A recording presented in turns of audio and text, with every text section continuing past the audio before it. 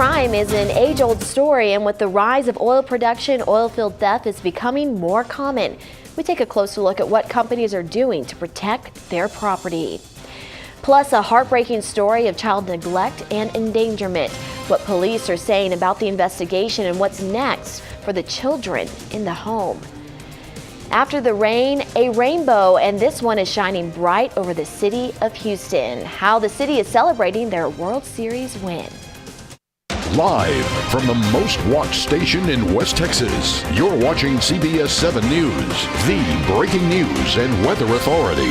CBS 7 News at 4:30 starts now.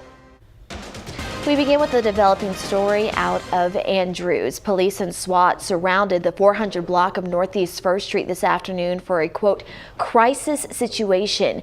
Details on what exactly happened are still limited, but according to the Andrews Police Department, Andrews Middle School was placed on lockdown as a precautionary measure. Officials say the situation has been resolved. We'll keep you updated as more developments become available. All new at 4:30 today, more oil production means more opportunities for crime in the oil field. Crimes range from anything to copper theft, oil, and even pump jacks. And now with winter approaching, deputies will start seeing propane tank thefts. We spoke with the Oil Field Theft Task Force, who says oil companies have been helpful when it comes to catching the crooks. Oil companies have learned to secure their property a lot better. They've gone to coated gates so people just can't drive in. They'll do surveillance cameras. Now, coming up tonight at 6, we'll tell you which thefts are on the rise in the oil field. Switching gears to weather, another unseasonably warm and breezy day today across West Texas. Looking outside in Midland, plenty of sun today, but will this throwback to spring last into the weekend? Let's go to Weather Authority Tom Tiefertiller for the latest. This CBS 7 weather segment is brought to you by the CBS 7 Weather Authority. Well, again, it doesn't feel like November out there as you look at lots of sun, a little less wind, but those temperatures staying up there into the low to mid 80s. Tom, thanks. For tracking crime this afternoon in Odessa. According to police, a man is behind bars after he left a baby sitting on a recliner with an AK-47, but that's just the beginning. This man, 33-year-old Nolan McMarion, is facing 4 charges of child endangerment.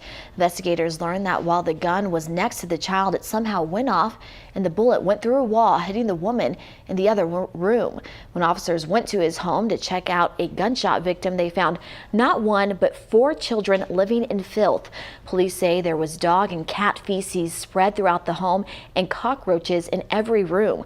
Officers also found 12 rifles and 1 pistol. McMarion was arrested and the children were placed with a family member while their mother is in the hospital with serious injuries. Some Odessa residents continue their fight to remove District 3 Councilwoman Barbara Graff. So far, a petition to remove Graff has reached 600 signatures. In the last election, Graff only received over 300 votes, but 1,400 more signatures are needed to unseat her. Other residents have also expressed concerns over Councilman Malcolm Hamilton and Filiberto Gonzalez. A Facebook page has since been created called Drain the Swamp in Odessa. Midland police are asking for your help with solving a robbery. Take a look. Police say this man robbed a convenience store in the 4600 block of North A Street. He was wearing a black woman's stocking cap over his head as he flashed a gun before demanding money from the cashier. If you have any information on his whereabouts, you're asked to contact Midland Crime Stoppers at 694-TIPS. Texas Governor Greg Abbott is raising concern with the Red Cross following Hurricane Harvey. Abbott expressed concern to the Red Cross president that hundreds of millions of dollars weren't being handed out in a timely or well-directed fashion. A Red Cross spokeswoman says the organization believes it has been transparent in its response to Harvey and would reach out again to Abbott's office. Well, after the rain, there's a rainbow, and for the city of Houston, no rainbow could be brighter than a World Series championship.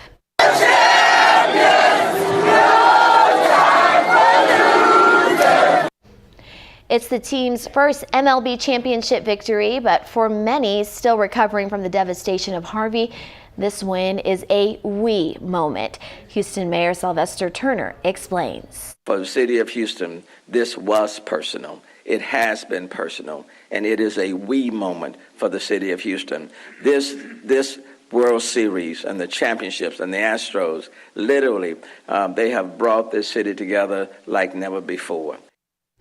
Turner says the city will honor the World Series champions with the parade tomorrow, beginning at 2 in the afternoon.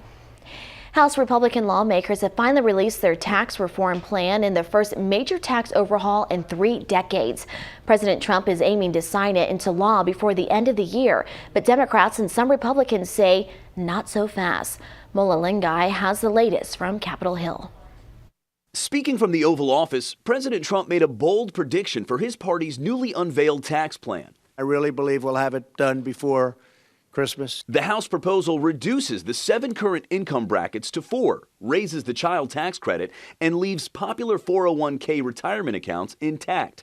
House Speaker Paul Ryan says those things will help hardworking Americans save money. It can help you pay down your debt faster. It can help you start and renovate your home faster. The bill is also expected to slash the current corporate tax rate from 35 to 20%. More controversial still, it limits the widely used deduction for home mortgage interest at $500,000. That is going to be your new cap. That's your limitation. That's pretty important for the folks who live in high real estate areas. Some Republicans from high tax states like New York say they are not on board with the plan because it eliminates deductions on state income taxes. In a statement to CBS News, New York Congressman Peter King wrote in part, "I cannot support the current version of the tax bill because it will increase taxes for many of my constituents." Democrats argue the proposal gives a huge tax break to the wealthy. You're a big corporation, you're a wealthy individual, you do great. You're a middle-class person, you suffer. The tax-writing House Ways and Means Committee is expected to begin considering the bill next week. President Trump and Republican leaders are aiming for the measure to pass the House by Thanksgiving. Mola Lingui, CBS News, Capitol Hill. A man is in custody following a deadly shooting at a Walmart in Colorado Wednesday night. Witnesses say 47-year-old Scott Ostrom walked into the store and nonchalantly began firing a gun. The rampage at the store left 3 people dead, 2 men and a woman. Neighbors of the man say he was unfriendly and occasionally hostile toward them. Chicken lovers rejoice. The Chick-fil-A on Midland Drive is officially reopened after shutting down for 5 months for a rebuild. The new restaurant will bring 30 new jobs in addition to the 43 current employees. Chick-fil-A fans were encouraged to camp out for an opportunity to win free Chick-fil-A for a year, and the most dedicated of them came and did just that. Every first 100 Chick-fil-A event gives winners the opportunity to help a worthy cause to win their prize. For this grand opening, participants were asked to pack lunches for those recovering from Hurricane Harvey. A woman is kidnapped and stuffed into a trunk, but she refused to play victim. A look at her daring escape. But first, it's an office tradition, chatting and snacking around the water cooler. But how those sugary snacks are more dangerous for your health than you might think. And here's a look at today's oil report. You're watching CBS 7 News at 4:30. Welcome back. Well, if your office is anything like ours here at CBS 7, it's not uncommon to walk in and have the temptation of donuts to go along with your coffee, but the delectable treats can actually be more dangerous for your health than you might think. Here to talk more about the health risk of donuts and sugar and processed food is Chief Nursing Officer with ORMC, Levi Stone. Levi, thanks for being here. Hey, how are you, Alexa? I already promoted you to Dr. Alexa. Hey, I'll take it. Okay, so besides the obvious, why are these sugary treats so bad for us? Well, it does spike your blood sugar levels, and it does cause inflammation both on your cardiovascular system and systemically from head to toe within your body. Our diet in America is just fully enriched with processed foods, refined sugars, and that is really the greatest health risk that we have today, even really higher than smoking and excessive drinking in terms of alcohol. This processed and refined sugar has really taken hold on the obesity epidemic and being a crisis in our nation. And actually here in Ector County, we do have a really big problem with obesity. So we do. We are among one of the worst, unfortunately, within the state of Texas and even the United States in terms of our county health rankings. And it is an opportunity for us in West Texas to improve upon that. And the best way to do it is not only lifestyle modification, but starting with what you're eating in the morning and throughout the day to totally eliminate processed foods and refined sugars every chance you can get. And if you're eating a lot of these sugars, it can lead to diabetes. It can. And what are some of the dangers of that? Well, diabetes can lead into cardiovascular disease. It can lead to organ destruction and impaired renal function, liver function, anything that's within your body. It can cause that damage.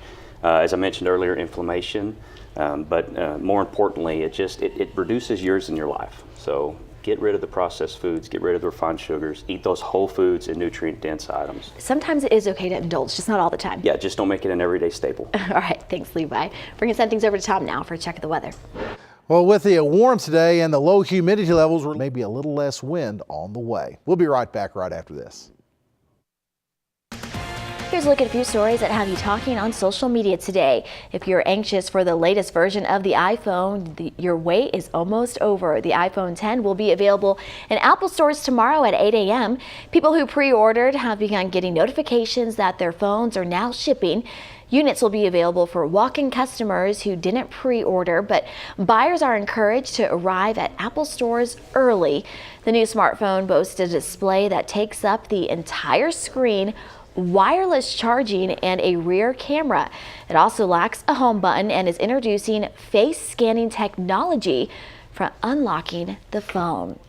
Shocking footage of a kidnapping victim making a daring escape from the trunk of her alleged captor's car. Check this out. Police in Alabama say the man broke into the woman's home on Monday and kidnapped her. When he stopped at a gas station and went inside, the woman who was in the trunk popped it open and ran for help. As she enters the gas station, you see the man run away. He was later taken into police custody. He's being charged with robbery, kidnapping, and domestic violence. What a brave woman. And candy giant Hershey is looking to strike gold with its first new candy bar under the Hershey banner in more than 20 years. This is Hershey's Gold. Hershey describes the Gold Bar as a whole new flavor for the company. Gold bars mix buttery sweet caramelized cream with crunchy bits of pretzel and peanuts. Hershey says the bar will go on sale nationwide next month. Gold is the fourth bar under the Hershey brand, joining the classic Hershey bar, special dark, and cookies and cream. Sounds delicious to me. Final look at your forecast after this. Keep it here. Another spring-like day today. Yeah, I tell you what, it is something else out there. It's not exactly November. No. It doesn't feel like it. As we take a look at the forecast next few days, we could be looking at record highs, Alexa, this weekend. The temperature's approaching 90 degrees Saturday and Sunday. The good news is we'll see a little less wind tomorrow. It's going to be back this weekend, so elevated to high fire danger concerns also back with us coming up this weekend. I'd hold off on any outdoor burning. The good news is that extra hour of sleep that we have coming our way. We do have that time change coming up. Don't forget to set those clocks back on out. All right, thanks, Tom. CBS 7 News at 5 is up next, but first, here's Krista Escamilla with today's Mom's Everyday Minute.